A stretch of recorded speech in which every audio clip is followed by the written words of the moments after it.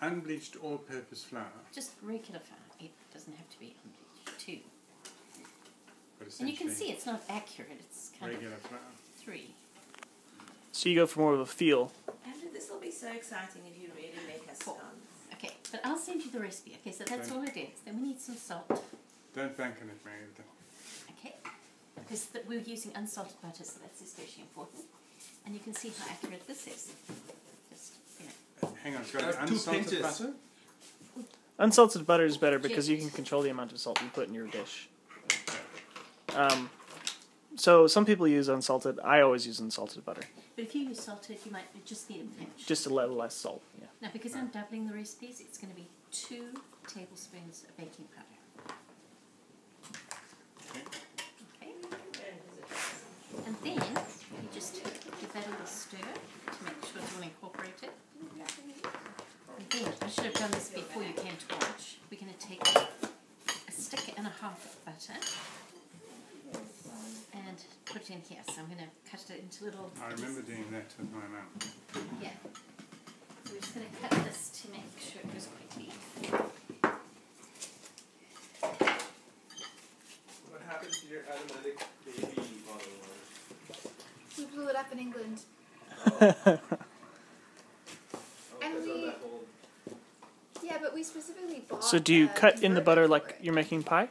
If I had a food processor, I would do it that way. Okay. Or your pastry blender. Right. Don't have that tool, yes. Right, so you just mush it up. So Apparently Andrew, it do you still have works, a but food the timer processor doesn't work or not? anymore. We gave it to Jenna, I think. Alright, so we don't use it. okay, there we go. So if you have a pastry blender, you don't have to do that. We can just use your fingers. You probably did that with your mum. Fingers. The big thing is not to make the butter hot. You want to keep the butter nice and cold. So touch it as little as I think possible. we can do this with the K beater on the mixer. I think you can. I don't know what that is. The mixer, like the KitchenAid, would you put it on the mixer cycle? Yeah, you could do that. With the yeah, you could do that. Just be very gentle. Very open Very beater. gentle. Yeah. Not a whisk. Yeah.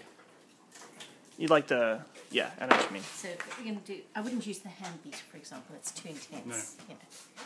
So you're just going to gently do this, and you want to just kind of. Now, are you squeezing the butters just Yeah. to little tiny bits? Yeah. Just you want it about the size of a pea. Oh, so it stays quite big. Yeah. Yeah. It's not it's because you don't want to overwork it. But the beater would be the best because then you're not touching it and heating up the butter, you know, keeping it nice and cold. What we should Right. do is the oven on. No. Can you put onto convection onto 450? So it's going to be a hot oven. The thing with scones, it's very hot, short cooking size. And if Jake's okay, I think I'll use his baking stone. Yeah, absolutely. And then also if you use a KitchenAid mixer, you could chill the bowl beforehand, and that would help keep the butter cool. Yeah, I've never done that, but it sounds like a great idea. It's great for pies. Yeah, it's a Or great idea. I forget what else I do that way, but or especially if you're making whipped cream or something. Now, Andrew, because I haven't actually got the recipe here, the amount of milk we're going to add is going to be, just going to have to figure that out. So, I'll send you the recipe because I'm doubling, so I'm not quite sure. I remember it made quite a thick porridgey. No, not at all. No. It's not I mean, porridgey. it's not pourable at all. No, it's I very... describe it as like thick. Yeah, you don't want it, you want to keep the moisture out of it. Almost like biscuit dough. Like a biscuit. Well, I'll show Not you. quite, but... Well, I presume it's very similar to biscuit. But yeah, there's nothing to it. I mean, that's all the ingredients are very simple. So that's why I think everybody should learn to make it. This is not Very a simple, major but most art very few form. people make Right. nice scones, not like yours. But this is, if you ever have to do this by hand at the cottage or something, just do this sometimes to cool it down or something. I don't know. Yeah. Those who like bacon and French toast, it's ready. I mean, I presume you could also... Could you put it back in the fridge to cool off? Or is it not? All right. So Cereal's just up. so it goes so quickly, you just, Okay, so now we need the milk. And I'm not exactly sure. I'll pour some in here and we just sort of do it by feel. But I mean, the recipe tells you, but even then, your flours sometimes have a different absorbency. So you just really want to get it to a certain... Would you wait for the milk until the oven starts? No, that's a convection oven. You did put convection, right, Nick? I did. Yeah, so that'll be almost instant. That'll come up to temperature. But if you were doing it at home, yeah, I would sure I've put it in hot. Hours you can take Henry for a walk while. Yeah, Oh, yeah. our gas oven at home would take Yeah. 20 minutes. Oh, then definitely you want to reheat it. Okay, so you can see, Andrew, it's got like pea-shaped little bits. So that's perfectly fine. Okay.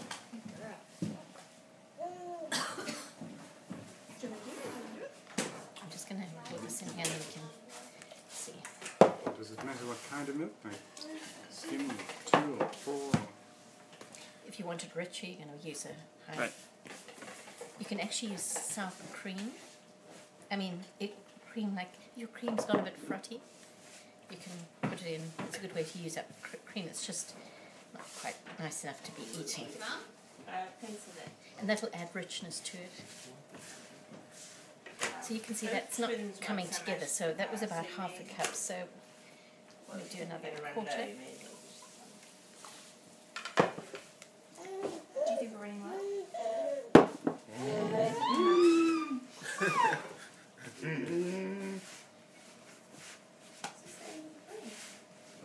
This is the end, my friend. And it all really depends on how humid your work environment is as to how much milk you need to add, right? Because your flour will, Yeah, do you want French toast? No, thank you. Okay, so that's... Leah, you want some So French at this toast stage we bacon? put 3/4 of a cup for a double quantity. So You go, my do friend. another 1/4 of a cup. It's better to go slowly and not overdo it.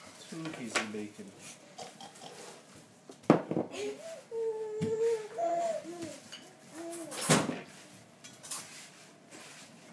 It's funny to think women made scones or biscuits or whatever every single day. my great grandmother used to do it all too. Yeah.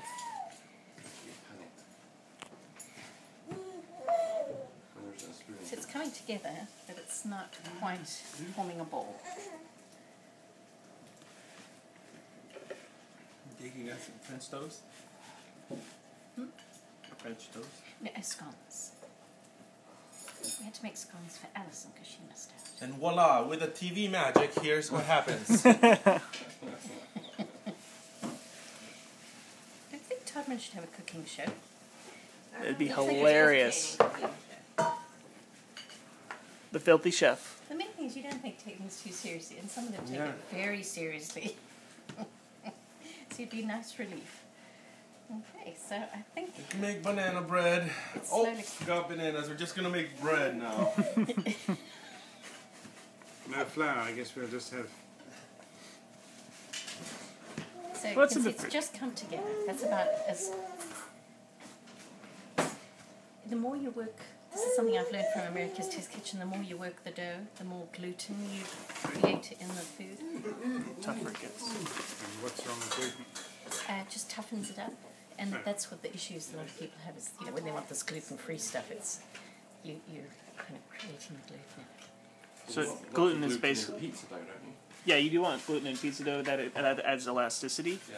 but it takes away from a delicate texture. And so it's a protein that's in flour that you develop as you work it. So Hello, frozen boy. So that's all it is, French really. toast, my friend. Go downstairs, get And then changed. here's the other thing is, Andres, you just, when you roll it out, you could use a rolling pin, but obviously I'm just using my fingers here, and you just want to do it as little as possible. And it's very rough. I don't do any, it looks kind of rough on top. So, and then I just use a glass to cut it out. But you obviously have probably cookie cutters at home, so you just cookie cutters. But here I just use a glass. how thick do you pat it out to? Was it about half inch? Quite thick. It's about an inch, yeah? Yeah, No, that's pretty. I think, would you say an inch? You're You eating, could, I'm I'd say eating. maybe 3/4 of an inch or even half. But I like to have it because you want the crustiness on top and the bottom and it's nice thick and Right.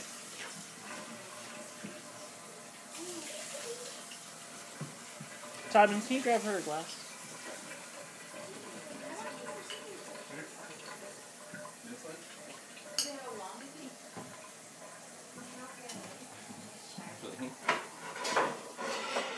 Thank you.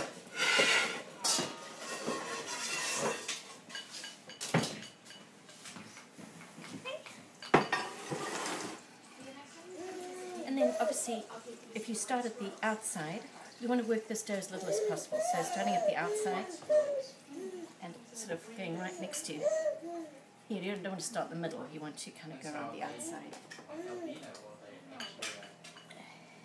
Does that make sense why I'm doing that? Yeah. You So that- use more dough that way. Yeah, and I'm not going to have to keep reworking the dough to reform it. So Right.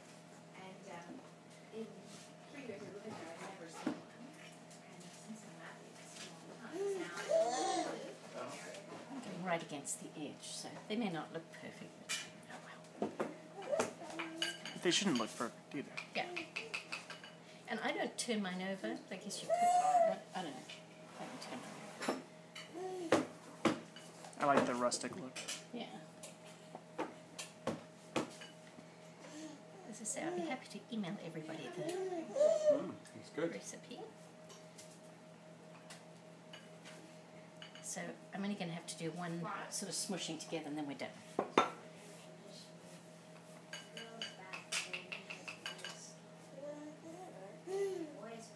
That's the one you form into a little man. Yes. We used to make one for Amber, always for David's Amber.